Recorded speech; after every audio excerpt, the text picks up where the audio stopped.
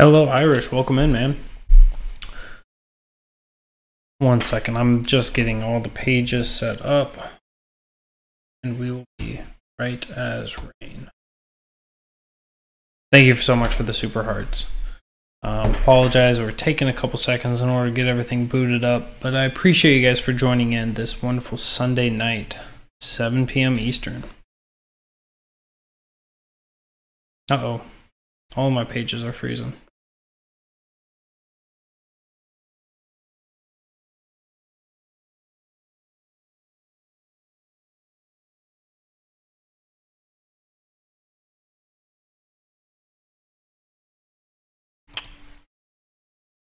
All right, so I'm pulling everything up. I thank you guys for joining in.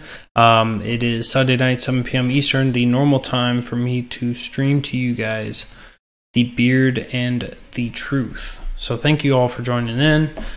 We got quite a bit of stuff to get through tonight. Oh, holding on, fighting against the Broncos, huh? That's all right. We'll make it through. I will put up a good fight if I can.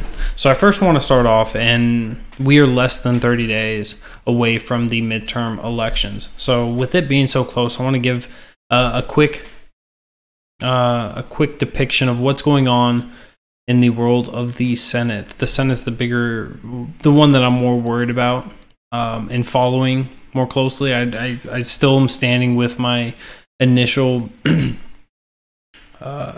assessment that the Republicans are going to get a couple seats. So right now, from Real Clear Politics, a generally unbiased source, we're seeing right now where they're saying 46 Republicans are going to be safe or not up, 37 Democrats are safe or not up for re-election. So already we're seeing where there's a good amount of people, right? There's 17 seats that are up that are not safe. And the way that these are looking like they're going to fall, all it takes is for the Republicans to pick up 5 of them in order to maintain the Republican control of the Senate. So right now, what we have for leaning GOP for Democrats, we only have Heidi Heitkamp. And that's the only one that's leaning to the opposing side. So it's going to be looking. My assessment is probably going to be a 50, 53, 54. If something else big comes up, maybe a 52. Republicans will be ending off in November coming up. So that's going to be an interesting March to see how it all unfolds. While we're talking about some of the polls, some of the views of the future, CNN, right? Hashtag fake news CNN came out with a poll talking about will Trump win the re-election in 2020, and now it is literally looking like a coin flip. So 46% of those who were polled think that Trump will win, and 47% think that Trump will lose. This is up. Will depend on which way you want to look at it. This is up if you're on the side of Trump, coming from March when it was 54% said that he would lose, down to 47% now. So we're seeing some upticks for Trump. I think that the way that his rallies are going, he's coming out, he's really energizing the base, he's really pushing out and fighting against some of the hashtag fake news. It's really helping out with him and his base and how that is all unfolding. So it's if you're on the side of Trump, it's a good time right now. I know that one of the big stories for the libertarians was recently down there in Kentucky, down in Rand Paul's neck of the woods. We saw actually Rand Paul go out and have a riling speech for the Republican base, for the conservatives, for the Trump base. He went out there and he laid it out pretty clear and concisely, the way that you would expect Rand Paul to. And he talked about the good things. He talked about the tax cuts, how they're not tax revenue neutral, but they're a cut. You're getting more people. You're a brainwashed Trump boy. That's cute. So you missed the part where I'm not some Trump sycophant. I'm an objectivist, if you will. So Rand Paul, talking about how it's not a tax revenue neutral, where more people are going to get more taxes and some people are going to get less. And the end of the day, the government makes the same. It was a cut. It was a cut to the upper class. It was cut to the middle class. So 90% of American taxpayers are going to be paying less money. That's a big thing. That's a main focal point for a lot of Americans, regardless on which side of the aisle they're on. Both sides. I think Americans really do want that personal liberty of being able to have more money, have more confidence in the economy, have more confidence that they're going to be able to find a job if they're out, or be able to maintain their jobs and grow. Welcome in, Kimmy. So looking at the economy side of things, it's really working in Trump's favor right now. That's going to be a pivotal thing as well for the midterms, and of course in 2020 if it comes up to it. So this poll also was talking about the optics of who is going to run against President Trump in 2020. So they have a list of people, and we have the people that we've been talking about for a while. We've got Joe Biden, Bernie Sanders, Kamala Harris, Pocahontas, Cory Booker, John Kerry, Beto O'Rourke, right? Beto from down facing against Senator Cruz down in Texas. He's got his name in the hat. He's got 4%. Eric Holder, Michael Avenatti, right? Going from protecting the prostitutes to running the country. New York Senator Kirsten Gillibrand, right? These are all just people that have been extremely vocal against President Trump, against his administration, and so it's not surprising that that's the people that the public have been speaking about. These are the people that think that have a good chance of running the country after President Trump, because they've been vocal against Trump, and that's been really all of the Democratic Party's policy. That's been their gusto, has been just anti-Trump. It's not, hey, we're going to do things better than Trump. Hey, we're going to be making the country a better place. It's Trump has endorsed this, and we don't like Trump, so we don't like this. We've seen this with a couple of the things throughout the Trump administration, his time in there. We've seen where, President Trump's like, all right, you want 1.8 million DACA people, a path to citizenship. That was not enough. So as long as it's Trump that's advocating for something, we know that the Democrats are against it. And so former Vice President Joe Biden is actually leading this poll from the fake news CNN. 33%. So 1 in 3 people think that Joe Biden would be top of the Democratic voters' preferences, right?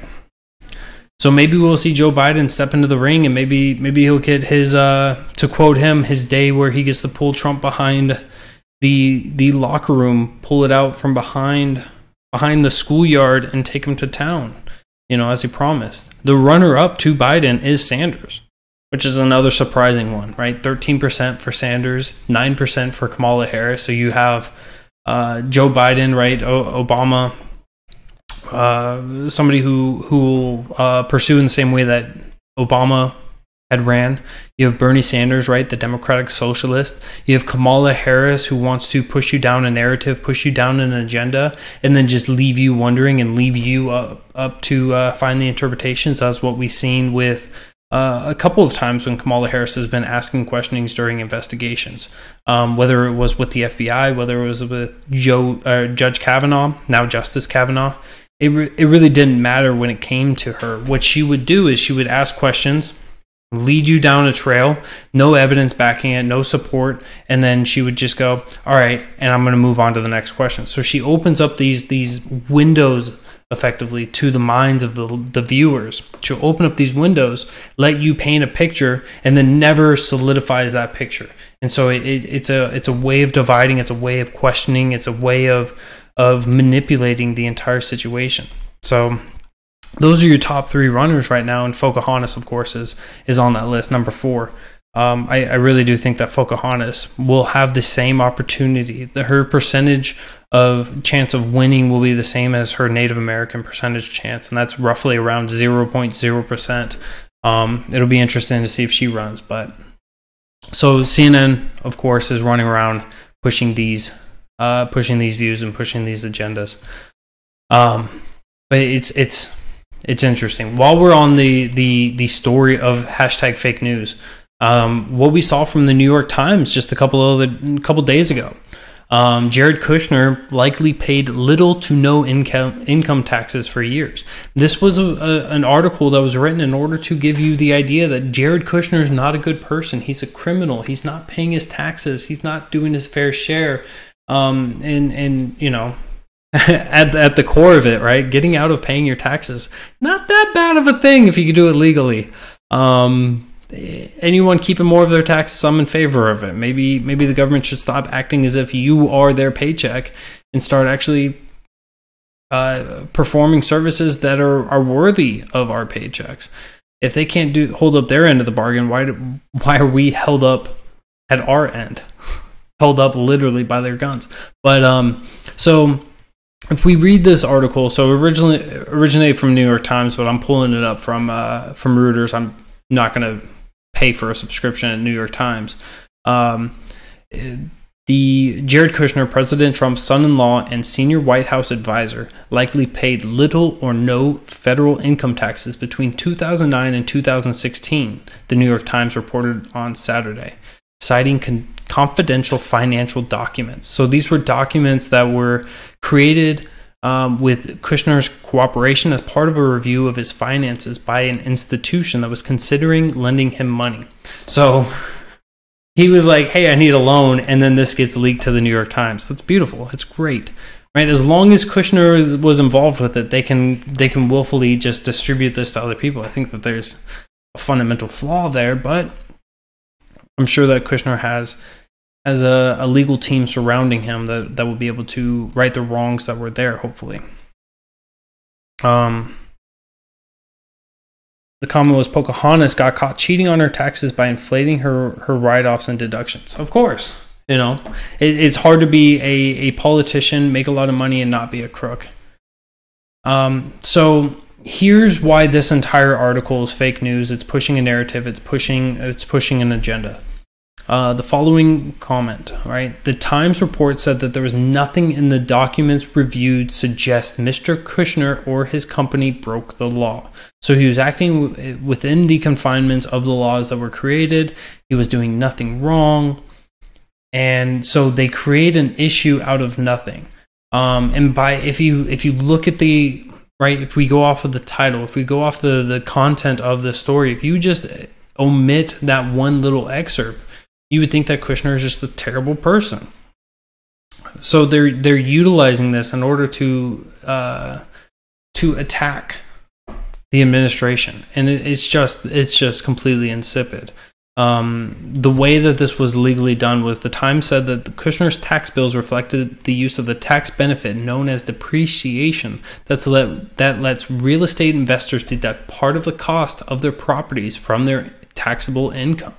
So what we've seen in the past for other big wigs within the different economic markets is if you have a business that's failing, if you have a business that's just not quite holding up on its end, and you go bankrupt on that business, you actually get that out of your taxes. So you have an appreciable loss, and they will say that you lost enough money in order to refute the necessity of you paying taxes on that. So they don't want to double hurt you, right? So if you have a $250,000 business and that goes under, they're not going to tax you for that $250,000 when you have none of that left. So they at least have some civility. The government practices some civility on this manner in order to ensure that, you know, they're not trying to kick you when you're down, right? When you go low, they're not pulling the Eric Holder and kicking you. So it's in that regard, I do agree with that line of reasoning. Of course, this has been weaponized. Of course, this has been utilized by many people to make it bigger and better. And Welcome in, Boogie. The Boogie Bumper. Welcome in, my good sir. Good man from the down under. So, while we're on the topic of kicking people while they're down, this has obviously been something we've been talking about for a while, with Hillary Clinton saying that we can't have civility until Democrats come into office again. So what was posted just this afternoon by Reuters: Pennsylvania Republican candidate threatens to stomp on an opponent's face. So it's not just the Democrats that are out here being uncivil. It's not just the Democrats coming out here and threatening violence against others. Republican Scott Wagner, who's running in Pennsylvania, he's a candidate for governor of Pennsylvania, threatened to stomp on the face of his Democratic opponent in a social media video on Friday, and then walked back his comments, said he made a mistake in his choice of words. Now, let me read you guys his words and see if you guys think that is there an issue with his words? Is it acceptable? If you find this acceptable, I'm going to have to question your line of reasoning. So in his video, Wolf said, Governor Wolf, let me tell you what, between now and November 6th, you better put a catcher's mask on your face, because I'm going to stomp all over your face with golf spikes.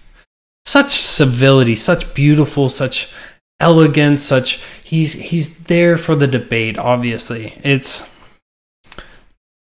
Here's where the difference has become, right? This was a Republican that came out and said this, and immediately a few prominent Republicans, including Steve Scalise, the number 3 Republican in the U.S. House of Representatives, came out and went after him for it.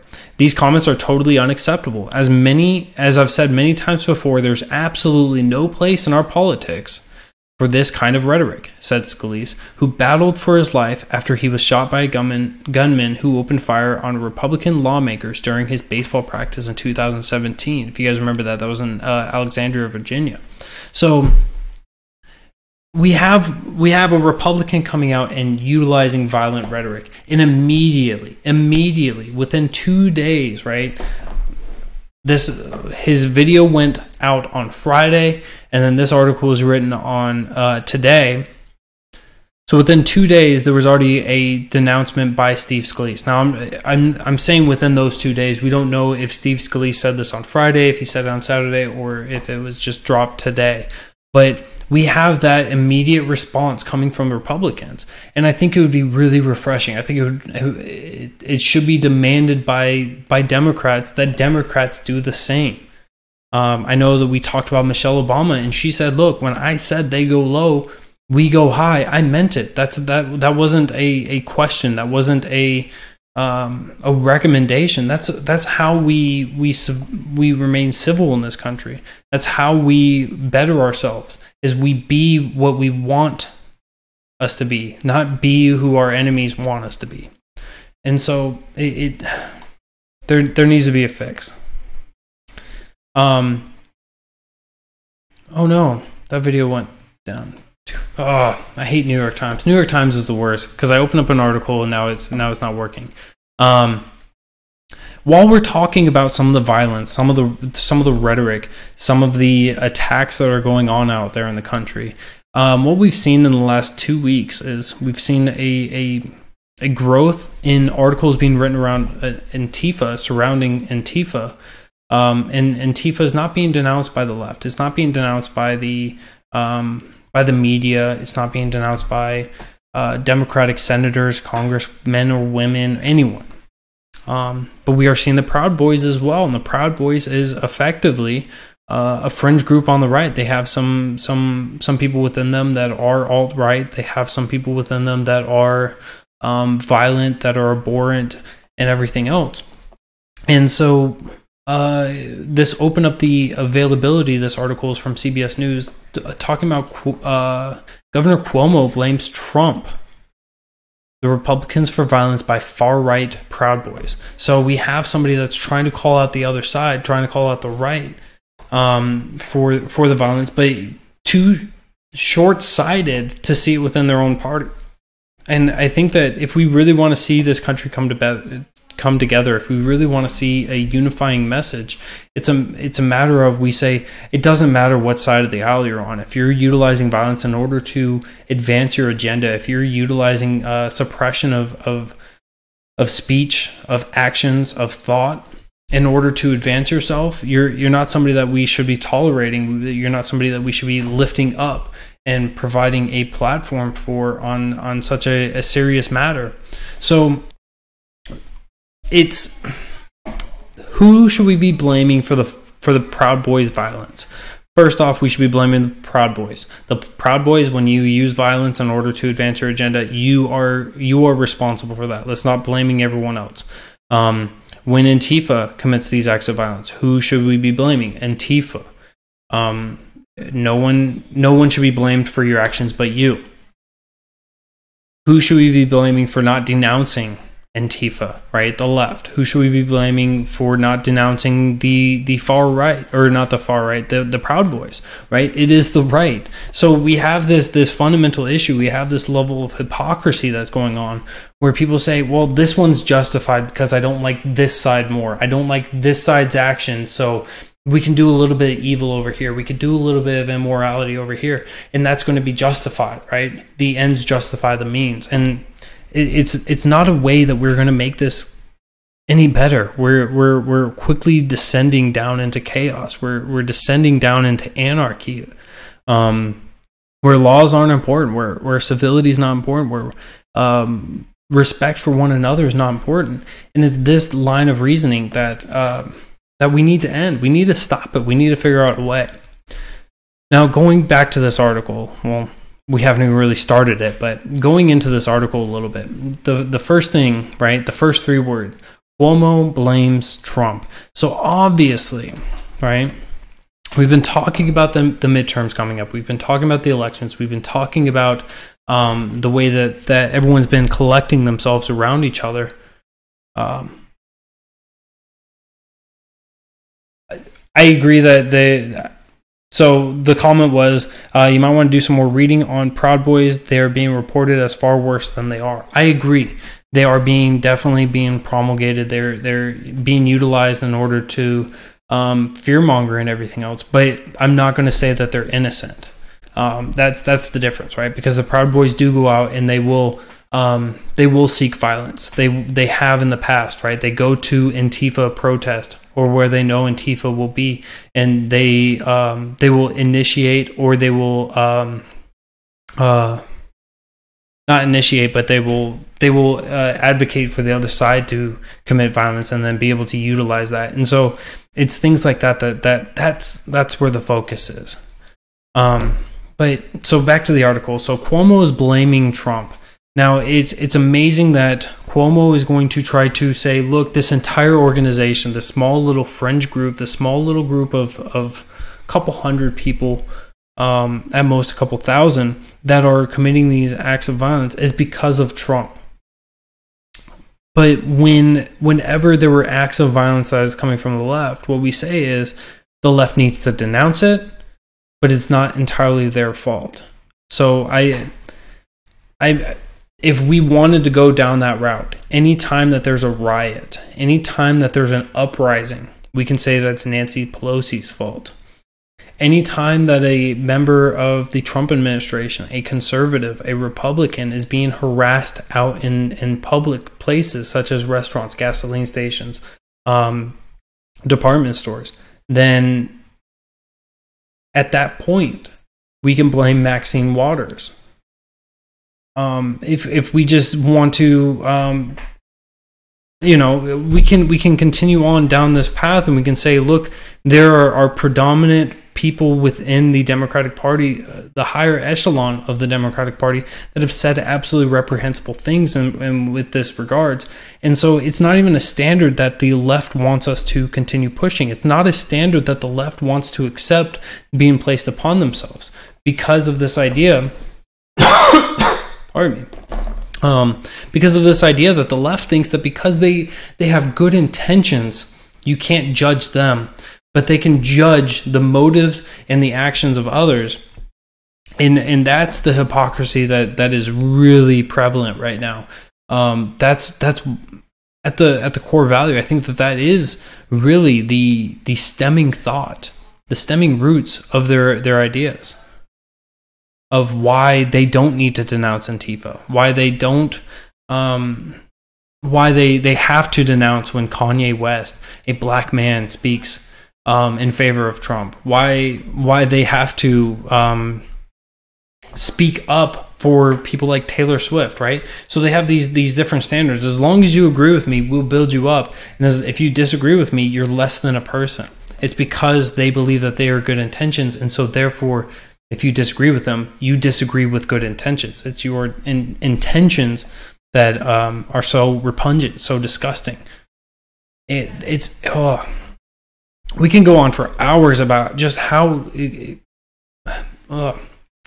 repugnant the left's ideology is, and I say the left, but I see this in the right as well, right? If you disagree with me, then it's because you don't care about X, you don't care about Y, you don't care about Z, right?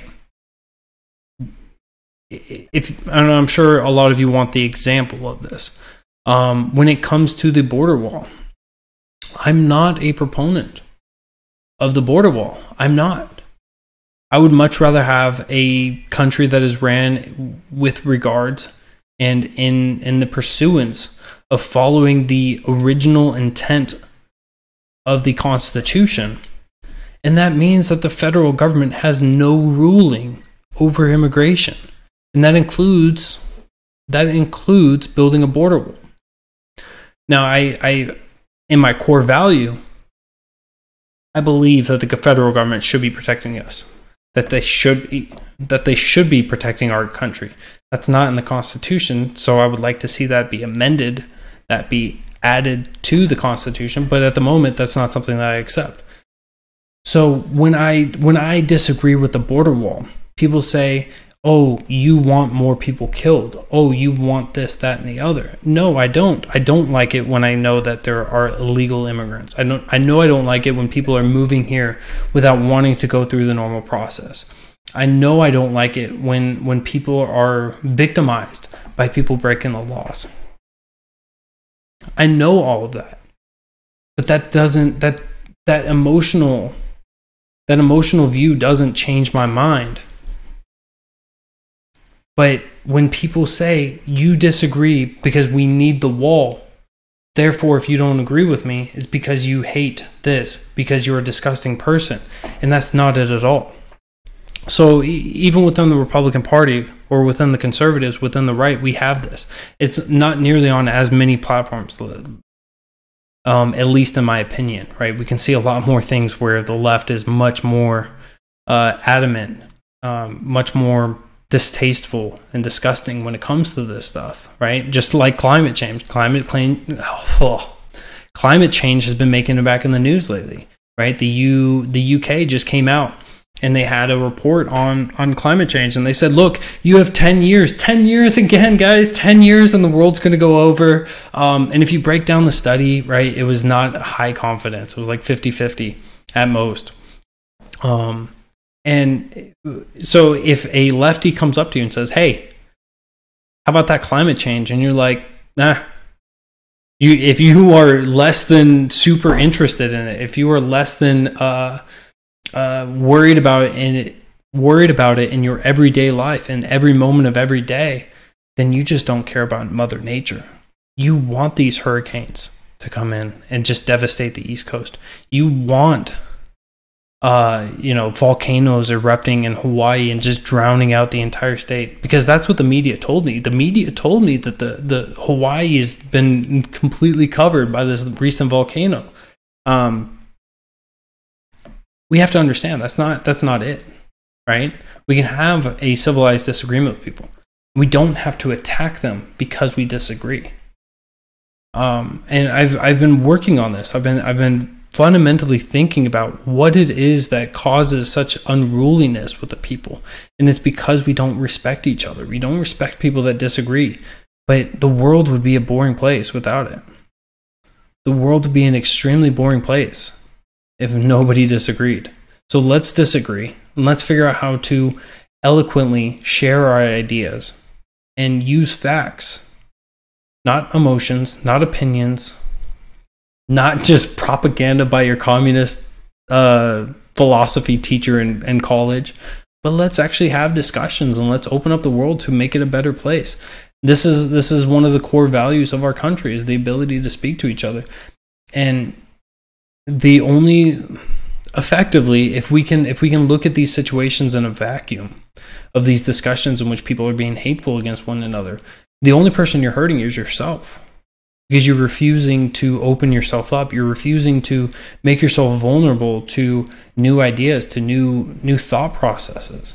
And so if you guys take nothing away from this show other than just this rant that I'm on, please do try to go out and try to listen to the other sides. If you guys want to see somebody that's great at really taking in opposing views, and you know, maybe it's a little more comical than anything, but if you guys want to see somebody that's really good at being able to take on the hashtag trolls, if you will, go ahead and hit the follow button for the Mr. Boogie Bumper.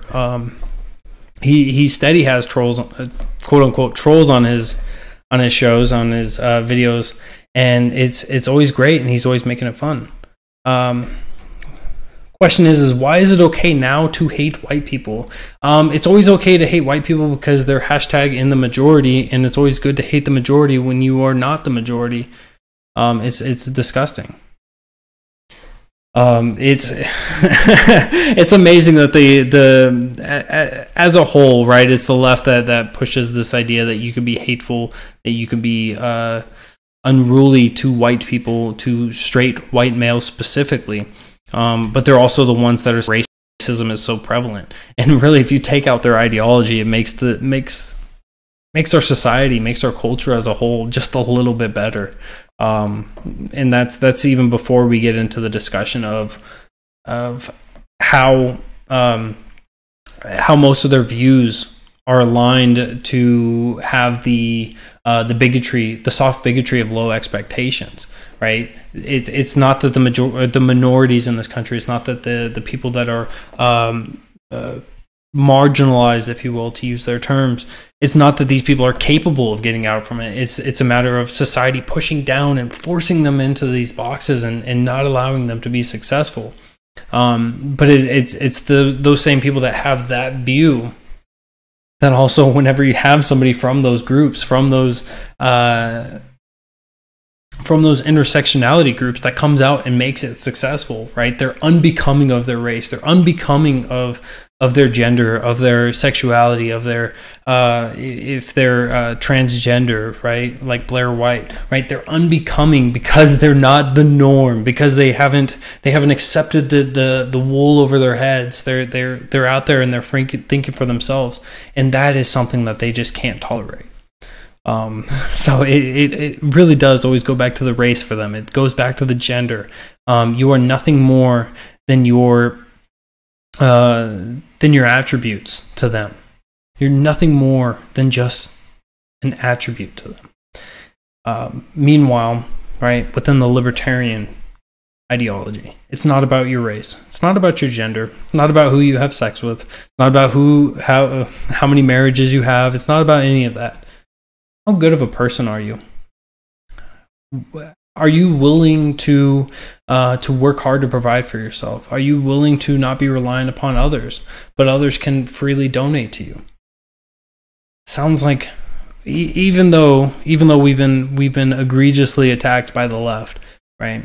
There's one party that doesn't care about your race, your religion, your ethnicity, your nationality, your gender, how tall you are, how short you are, how many disabilities you have, anything about you, as long as what you're doing is in your own pursuance, in your pursuance of happiness, of being fulfilled, as long as you're not aggressing against each other.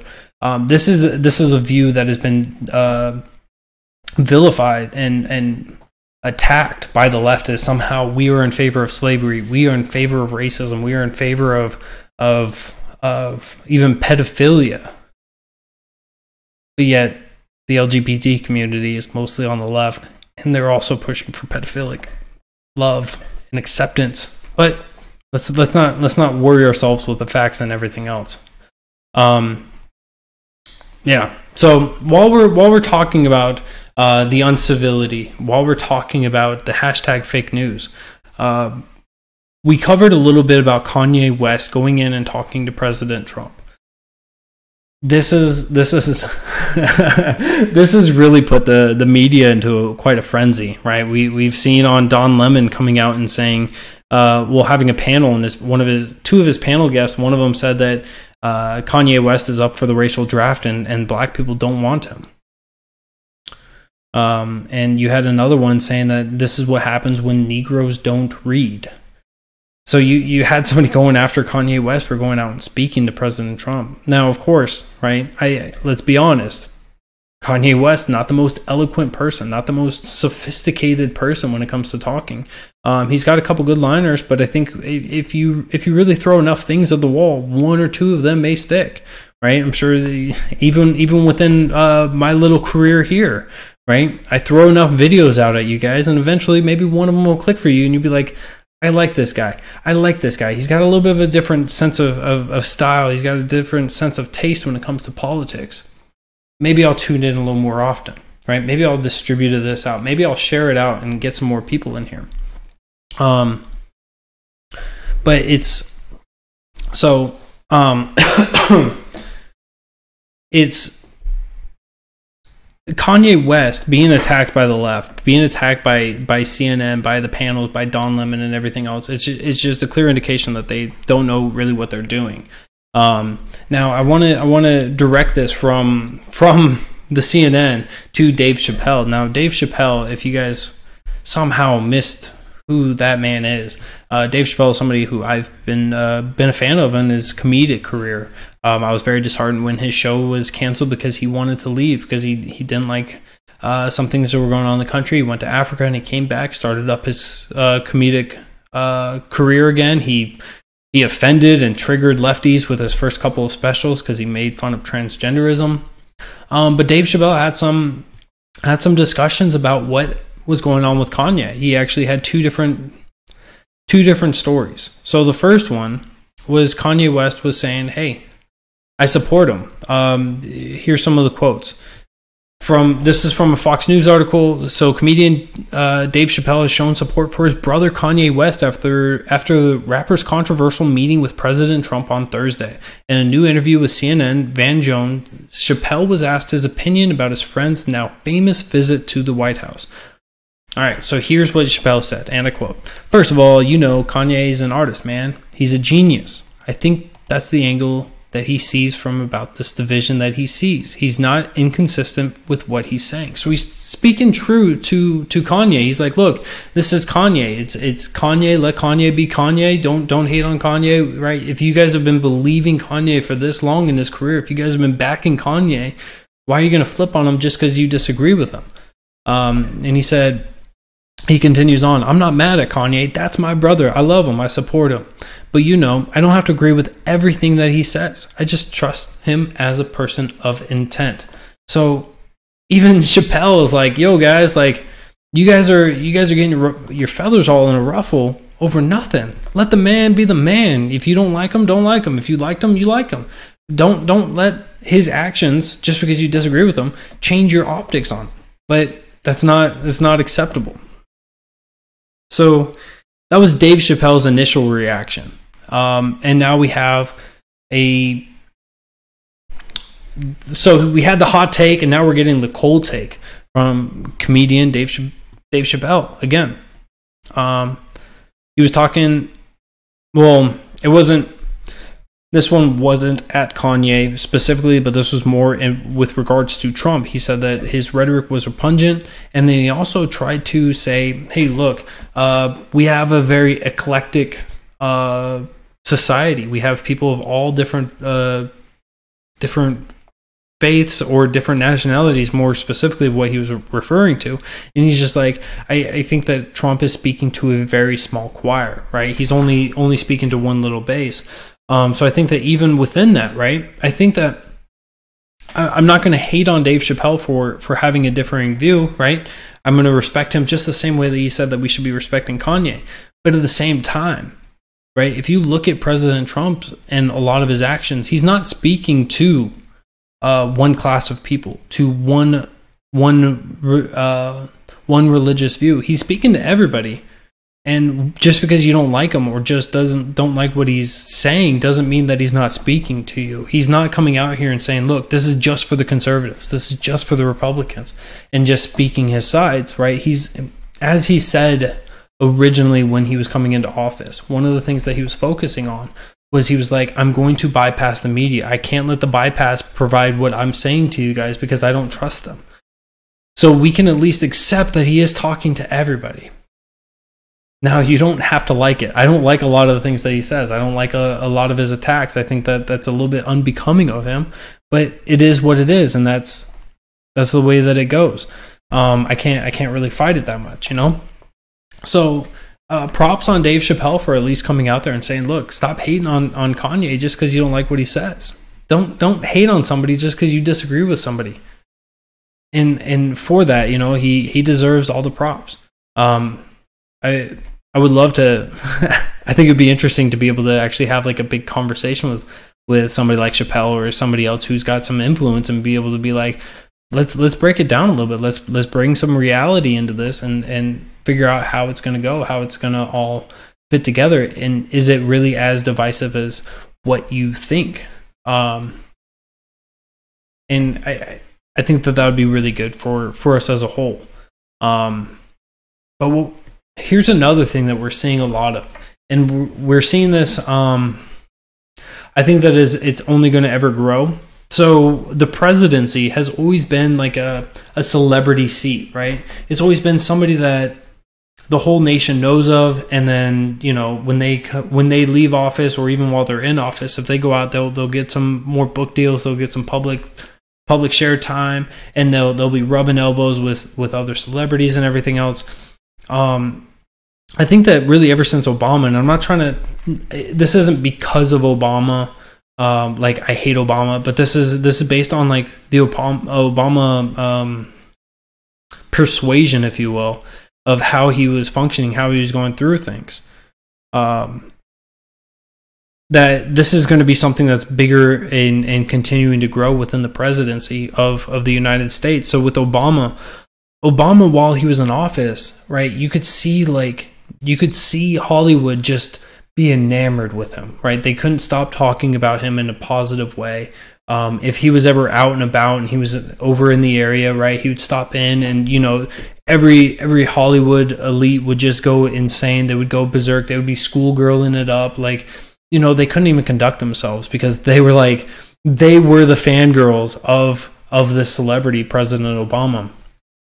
He gets out, and now him and his wife has a Netflix special, right? They're going to be going streaming live to or not live, but they're going to be streaming to your TVs around the country, and they're effectively a nobody anymore, right? They're outside of politics. They have no political power. They still have some political sway, I guess, but they're effectively nobody. It's just the same as George W., just the same as Bill Clinton, just the same as the rest of them. They have some knowledge, they could share it, but they're effectively a nobody anymore.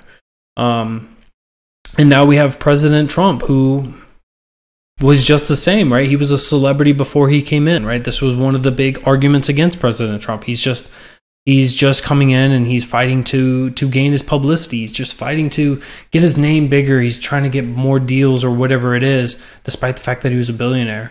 And now he has even opened up the doors, and he's allowing celebrities to come in. You know, Kim Kardashian comes in and pushes him, and he provides not an exoneration, but a pardon, right? He's provided a pardon for her, for the woman who, sorry, it wasn't a pardon. It was a commutation for a woman who was put in federal prison for drug charges. You've got Kanye going in. You've had Chris Rock there in the last week. You've had a whole litany of celebrities coming in, and that's been a big push. That's been a big focus. And I think I don't think that that's the best thing that we can be doing as a society. I don't think that this is something that we should be encouraging, that just because you're a celebrity, just because you have a big political or just because you have a big following, just because you have a lot of people behind you, means that your opinion is somehow more based or more proper or more well-founded. I think that that's going to be something slightly unbecoming of the office and of our government as it continues growing. And I really do genuinely think that this will continue to grow. We got to push it back. We got to push back against this. The idea that we cheer it on, right? Kanye comes in, right? It's good if you guys love Trump and Kanye comes in and supports Trump. Like, it's good to support Kanye, but can we at least like take a step back and go, it's probably not the best idea that Kanye is going in and pushing for this and trying to actually affect the legislation, right? Because at the end of the day, he would be the same as any other unelected bureaucrat, effectively, right? He's somebody that we have no control over. So if he's able to come in and have sway, right, that's an issue. This was one of the big fundamental issues of why I supported one of the stances I supported for Judge Kavanaugh was that he was not in favor of Chevron deference, which is where you say, hey, unelected bureaucrats, here's this authority, push this legislation, push these fines, push these controls, change up, reform, do whatever you want to do. We'll give you the loopholes and you guys do what you want to do. I don't want businesses doing it. I don't want different branches of the government doing it. I want our legislators doing it. And so with that, I don't want celebrities doing it just the same. So I hope that you guys can at least look at that and say, hey, maybe this isn't the best thing. Maybe we can provide a little soft pushback, not a forceful pushback, but a soft pushback, and say, hey, let's not make this a norm. Let's not make this any bigger than it has to be. Let's start pushing back and making it a little bit smaller, if you will. But yeah, so we don't need more celebrities. We need less celebrities. We need less people caring about the White House, effectively, right? We need less people caring about our government. We need our government small, limited, and controlled. And that means that you get the publicity out of there. You stop giving them the opportunities to show face for the public. Show face for the public by doing your job and not anything more than what your job is allowing you to. And while we're talking about people, jobs, and everything else, there's been a recent report that the next person who may be coming out may be James Mattis, right? Secretary of Defense James Mattis. So President Trump was talking, and to quote him, he regards Mattis as sort of a Democrat, and he may be leaving soon. I've been quite a fan of Mattis. I've enjoyed the memes for sure of Mattis. I don't think that you can find too many bad memes about him. He's a pretty rigid, hardcore military Marine, right? Militant Marine. He's pretty focused, and he comes in, he wants to get the job done and do it the way that he thinks is best. I'm not sure why the comment was that he's sort of a Democrat. I think it's just because of the differences between the way that he wants to handle different conflicts. He was definitely he differed with Mike Pompeo, Secretary of State Mike Pompeo, and Bolton, the mustache Bolton. So he differed with them when it comes to Iran, when it comes to a lot of discussions, when it comes to some of the Middle East conflicts. And so I think that maybe that difference might be just what I was talking about earlier, that if you have a difference, then that means you're on the opposite side and you don't care about this, that, or the other. Because Democrat, the word Democrat from a Republican is it's an insult, just the same as a Democrat calling somebody a Republican, right? That's an insult. And so that soft insult that was provided, it's I don't know if that's the best, but we may be seeing Mattis step down. So here in the next couple of months, we just had Nikki Haley decide that she's going to step down at the end of the year.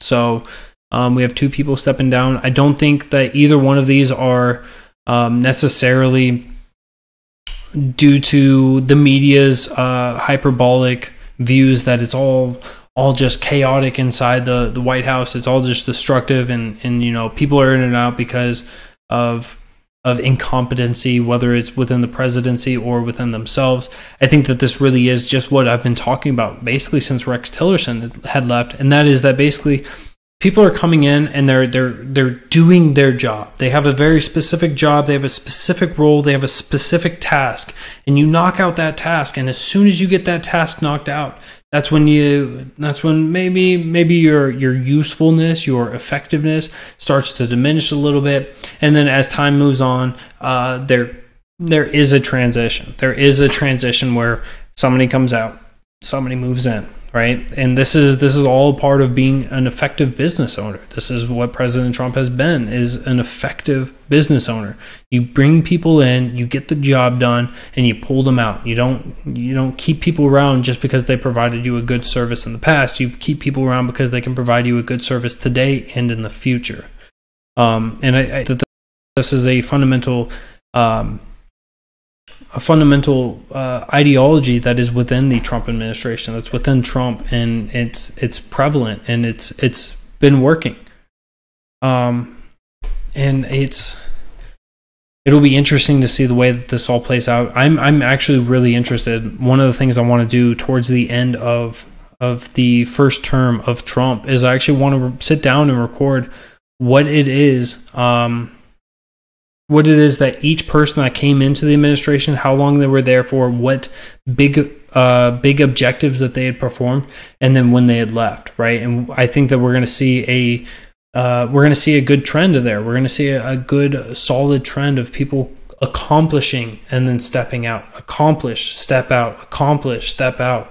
When it came to Rex Tillerson, the reason why this view was becoming more solidified for me was that Rex Tillerson helped out a lot with our natural gas, with our pumping of oil here in the United States. We started being more competitive. We started opening it up for the trade, for being able to export it, right? And that's Rex Tillerson's, that was his entire career, was working within Exxon.